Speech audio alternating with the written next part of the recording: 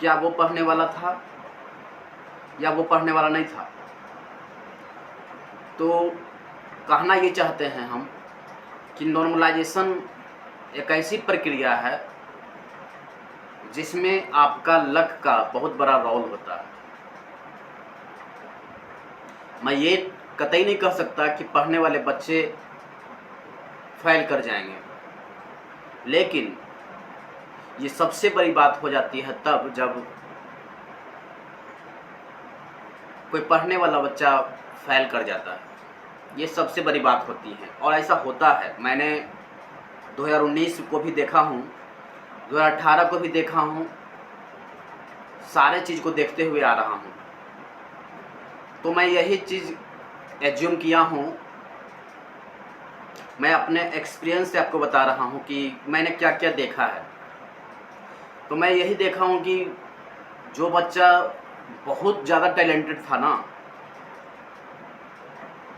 वो किसी कारणवश लटक जाता है। और एक वो बंदा जो पढ़ने में एवरेज था, ऐसा नहीं कि आप नहीं पढ़ेंगे और पास कर जाएंगे, ऐसा नहीं होने वाला। एक पढ़ने वाला बच्चा जो मॉडरेट लड़का है वो पास कर जाता है, और एक पढ़ने वाला लड़का जो वेल एजुकेटेड है वो फेल कर जाता है।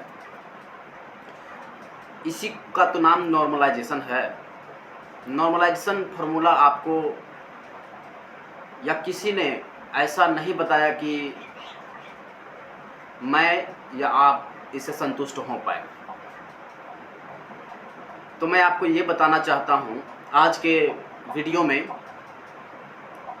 कि चूँकि 5 जून से 24 जून तक चले एग्ज़ाम एनटीपीसी ग्रेजुएट लेवल में बहुत सारे शिफ्ट इजी होंगे, कुछ शिफ्ट जो होंगे मॉडरेट होंगे, और बहुत से इस बार के जो एग्ज़ाम में देखा गया है या मैं खुद जो एज्यूम किया हूँ हार्ड भी था। तो मैं आज उसी की चर्चा करने वाला हूँ। मैं अपने एक्सपीरियंस के बदौलत मैं आपको ये प्रूफ करूँगा कि ऐसा ही होने वाला है, इससे ज़्यादा या इससे कम कुछ नहीं होने वाला है। ये आप लिखवा लीजिए, मैं लिखने के लिए रेडी हूँ, क्योंकि ये मैं नहीं बोल रहा, ये मेरा एक्सपीरियंस बोल रहा है।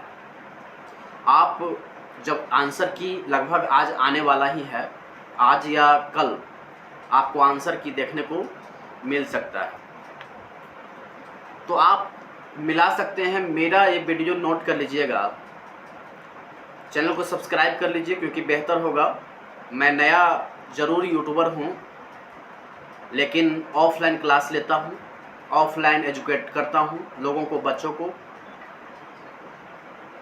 मैं आपको अपना एक्सपीरियंस से बता सकता हूँ, और ये इस वीडियो को आप नोट करके कल या आज या कल में तो आंसर की आ ही जाएगा। आप देखिएगा कि बहुत सारे शिफ्ट और बहुत सारे एस्पायरेंट जो रेलवे के हैं एनटीपीसी ग्रेजुएट लेवल के जो हैं, आपको पता चल जाएंगे कि हम क्या बोलना चाहते हैं। ठीक है, फिलहाल मैं आपको ये बताना चाहता हूँ कि कौन सा शिफ्ट इजी था, कौन सा शिफ्ट हार्ड था और कौन सा शिफ्ट मॉडरेट था। क्योंकि मेरे पास भी बहुत सारे स्टूडेंट्स हैं जिन्होंने मैसेज किया, तो मुझे पता चला, उनमें से मैं आपको बताने जा रहा हूँ।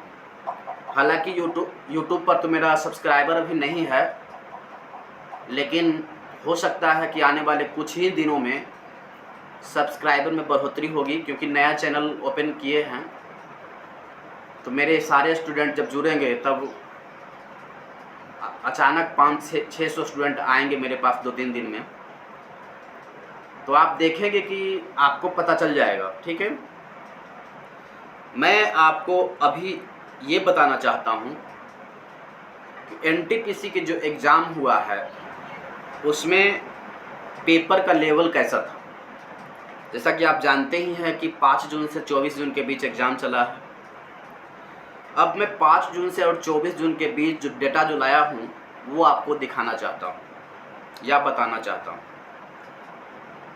उसके पहले जैसा कि आप जानते हैं कि 90 मिनट था और नंबर ऑफ क्वेश्चन कितने थे, 100 थे। कितने थे, 100 थे। उसमें मैथ थे, रीजनिंग थे, जीके जीएस थे। मैथ तो अगर मैं बात करूं तो इतना इजी भी नहीं था पर हार्ड भी नहीं था। ऐसा नहीं था कि आप नहीं बना सकते, पर टाइम टेकिंग था। इसमें कोई डाउट नहीं है कि टाइम नहीं लेगा, टाइम लेगा, है ना। तो मैथ जो है वो मॉडरेट हम कह सकते हैं, ठीक है। अब मैं रीजनिंग की बात करूं तो रीजनिंग मेरे ख्याल से इजी था। मैं इसको इजी के कैटेगरी में रख सकता हूं रीजनिंग। बट मैं जीके और जीएस या करंट की बात करूं, कोई ऐसा शख्स नहीं है, कोई ऐसा, मैं जनरल बोल रहा हूं, 40 क्वेश्चन पूछे गए थे। इन 40 क्वेश्चन में ऐसा कोई एस्पायरेंट रेलवे का नहीं होगा जिसने 30 किया हो, 25 किया हो। अगर कोई शख्स है तो कृपया करके कमेंट करें, मैं भी उनको जानने का प्रयास करूं कि भाई कौन ऐसे लोग हैं जो भाई 25, 30, 35 करे थे। मैं अपनी बताऊं तो मैं जीएस में स्ट्रॉन्ग पोजीशन में आता हूं। मैं अपने ग्रुप का नंबर 1 लड़का हूं, लेकिन मेरा जो स्कोर सुनेंगे आप तो दंग रह जाएंगे। तो कहने का मतलब है कि इस बार जीके जीएस में स्कोर करना आसान नहीं है, आसान नहीं था। मतलब हार्ड बोले तो बिल्कुल हार्ड, उसमें किंतु परंतु नहीं है। इसमें हार्ड वाला जो जीके जीएस पोर्शन है, कंप्यूटर तो ऐसा पूछा गया था मानो मतलब आपको शॉर्टकट की ही जान सकते हो आप, इसके अलावा आपसे नहीं होगा, इससे ज़्यादा आपको हो ही नहीं सकता। आप यदि जीके जीएस में यदि 17, 18 या 20 बना दिए ना तो आप एक बेस्ट माने जाओगे, एक बेस्ट माने जाओगे आप। मैं आपको बता दूं कि एनटीपीसी ग्रेजुएट लेवल में मैथ मॉडरेट, रीजनिंग इजी और जीके जीएस हार्ड, ये आपको हमेशा 5 जून से लेकर 24 जून के बीच हमेशा चलता रहा है। ये सिस्टम चेंज नहीं था, हमेशा था। लेकिन कोई शिफ्ट में मैथ इजी आने के वजह से नंबर कुछ उतार चढ़ाव हुए हैं। बट करंट और फिर जीके जीएस की बात हम नहीं कर रहा हूँ, वो तीनों 5 जून से 24 जून के बीच हर शिफ्ट में ऐसा देखने को मिला है। हाँ, ये सत्य है कि कुछ शिफ्ट में मैथ का लेवल इजी है और कुछ में मैथ का लेवल जो है थोड़ा सा हाई कर दिया है, जिसके वजह से नंबर या शिफ्ट में हम बोल सकते हैं कि परिवर्तन है, ये हम बोल सकते हैं। अब ये मैथ रीजनिंग और जीके जीएस की बात हम कर लिए, आपको समझ में आ गया होगा। अब चलिए मैं 5 जून से लेकर के 24 जून के बीच जो डेटा मेरे पास आया है, मैं उस डेटा को शेयर करना चाहता हूँ आपके बीच। 5 जून जो है, 5 जून में फर्स्ट, सेकेंड, थर्ड शिफ्ट था। फर्स्ट शिफ्ट में हार्ड था, सेकेंड शिफ्ट में मॉडरेट था और थर्ड शिफ्ट में मॉडरेट था। यानी 5 जून की बात करें तो पहला शिफ्ट हार्ड था, सेकेंड शिफ्ट मॉडरेट था और थर्ड शिफ्ट भी मॉडरेट था। 6 जून की बात करेंगे तो 6 जून में फर्स्ट शिफ्ट हार्ड था, सेकेंड शिफ्ट हार्ड था और थर्ड शिफ्ट मॉडरेट था। क्या था? 6 जून में hard shift, first shift, second shift भी हार्ड था और थर्ड शिफ्ट मॉडरेट था। 9 जून की बात करेंगे कि 7 और 8 एग्जाम नहीं था। 9 जून की बात करेंगे तो पहला shift hard shift, second shift moderate और थर्ड शिफ्ट मॉडरेट था। 10 जून की बात करेंगे तो फर्स्ट शिफ्ट हार्ड था, सेकेंड शिफ्ट हार्ड था और थर्ड शिफ्ट मॉडरेट था। 11 जून की बात करेंगे तो 11 जून में फर्स्ट शिफ्ट जो था वो मॉडरेट था, सेकेंड शिफ्ट हार्ड था और थर्ड शिफ्ट हार्ड था। 12 जून की बात करेंगे तो 12 जून के फर्स्ट शिफ्ट जो था वो मॉडरेट था, सेकेंड शिफ्ट जो था हार्ड था और थर्ड शिफ्ट हार्ड था।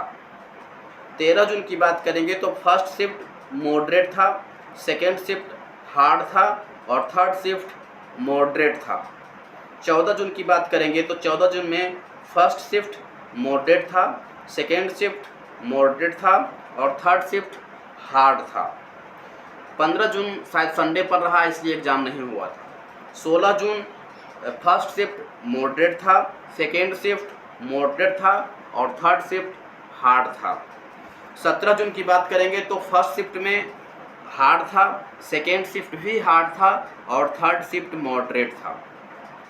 18 जून की बात करेंगे तो पहला और दूसरा शिफ्ट जो था इजी था, मॉडरेट था और तीसरा शिफ्ट हार्ड था।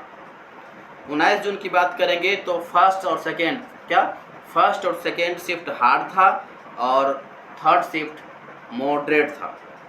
20 जून की बात करेंगे तो पहला शिफ्ट और सेकेंड शिफ्ट दोनों मॉडरेट था और थर्ड शिफ्ट हार्ड था। 21 जून को बात करेंगे तो 21 जून में पहला और दूसरा जो शिफ्ट था वो हार्ड था और तीसरा शिफ्ट मॉडरेट था। 23 जून की बात करेंगे तो पहला शिफ्ट मॉडरेट था और सेकेंड और थर्ड शिफ्ट हार्ड था। 24 जून की बात करेंगे तो पहला शिफ्ट मॉडरेट था, दूसरा शिफ्ट इजी था और तीसरा शिफ्ट मॉडरेट था। तो ये हम डेटा जो लाए हैं ये बहुत सारे ऑफलाइन क्लास में जो बच्चे थे उन्होंने शेयर किया है, उसी के आधार पर मैंने ये चार्ट बनाया। ठीक है, तो निश्चित तौर पर अगर इस शिफ्ट में आपका एग्ज़ाम था तो आपको निश्चित तौर पर आप क्लैरिफाई कर सकते हो, आप बता सकते हो कि आपका शिफ्ट कैसा था। आप कमेंट करें कि शिफ्ट कैसा था आपका। फिर यदि हम बात करते हैं कि टॉप शिफ्ट जो हार्ड शिफ्ट था, मॉडरेट शिफ्ट था और इजी शिफ्ट था, इसमें आपको कितना नंबर मिल सकते हैं, कितना नंबर मिल सकते हैं। तो याद रखिएगा जो हार्ड शिफ्ट होगा, जो मेरा एक्सपीरियंस जो कहता है, मैं अपना एक्सपीरियंस बता रहा हूँ, मैं दूसरे को नहीं सुनता हूँ, मेरा खुद का जो एक्सपीरियंस है मैं उसका शेयर करना चाहता हूँ आपके बीच। क्योंकि आप लोग तो बहुत सारे यूट्यूब वीडियो देख ही लिए होंगे, तो बहुत का अपना अपना राय विचार होता है, पर मेरा राय कुछ और है और जो मेरा राय है वो मैं बताना चाहता हूँ। मैं किसी का कॉपी नहीं किया हूँ, मैं खुद का जो पॉइंट है वो पॉइंट मैं रखना चाहता हूँ आपके बीच। तो जो मैं देखा हूँ 2019 में जो मैं देखा था कि जो हार्ड शिफ्ट था उसमें लगभग 12 से 15 नंबर तक बढ़ा था। कितना नंबर बढ़ा था? 12 से 15 नंबर बढ़ा था। और यदि हम सेकेंड माने मॉडरेट शिफ्ट की बात करते हैं तो उसमें 6 नंबर से 8 नंबर के बीच बढ़ा था मॉडरेट वाले में। और इजी शिफ्ट जो था उसमें 1 या 2 नंबर बढ़ा था या बराबर था, या कहीं कहीं पर ये देखने को मिला था कि कुछ नंबर माइनस हो चुके हैं। इजी शिफ्ट जो रहेंगे उसमें आपको 1 नंबर या आधा नंबर या कुछ नहीं बढ़ेगा, ये आपको देखने को मिल सकता है। तो ये मेरा एक्सपीरियंस था। मेरा एक्सपीरियंस आपको कैसा लगा? अगर अच्छा लगा तो कमेंट करके बताएं, और चैनल पर अगर नए हैं तो चैनल को सब्सक्राइब कर लें, बेल आइकन ऑल कर लीजिए, क्योंकि हो सकता है आज या कल में आपको आंसर की देखने को मिलेगा। मैं ज़रूर आपको हेल्प करने के लिए तत्पर रहूँगा। तो चैनल से जुड़ जाएं और चैनल को सब्सक्राइब करके बेल आइकन को ऑन कर लें। कल से है क्लास लगने वाला है प्रत्येक दिन, जो कि मैं बताया थे कि स्टोरी वाला क्लास लगेगा कल से। स्टोरी वाला क्लास क्या आपने कभी यूट्यूब पर देखा है क्या? अगर देखा है तो कमेंट करें, अगर नहीं देखे हैं तो कल से वीडियो आपको मिलेगा स्टोरी वाला क्लास। यानी कहने का मतलब है कि मैं एक स्टोरी बताऊंगा और उस स्टोरी में आपका एक चैप्टर ख़त्म हो जाएगा। एक चैप्टर क्या हो जाएगा? ख़त्म हो जाएगा। तो पढ़ाई में इंटरटेन लाने के लिए मैं ऐसा कर रहा हूं। आपको अगर अच्छा लगेगा तो निश्चित तौर पर जुड़ना है, अगर नहीं अच्छा लगेगा तो आपको नहीं जुड़ना है। ये आपका पर्सनल मैटर है, आप स्वतंत्र हैं। ठीक है, तो चैनल से जुड़ जाएं अगर मर्जी है तो, नहीं तो नहीं मर्जी है तो कोई मतलब नहीं बनता है, आपका टाइम खर्चा नहीं करें। और अगर आपको अच्छा लगा तो चैनल से जुड़ के सब्सक्राइब कर लीजिए, बेल आइकन ऑन कर लीजिए। अभी के लिए इतना ही, फिर मिलेंगे कल 10 या 11 बजे। जय हिंद, जय भारत, वंदे मातरम।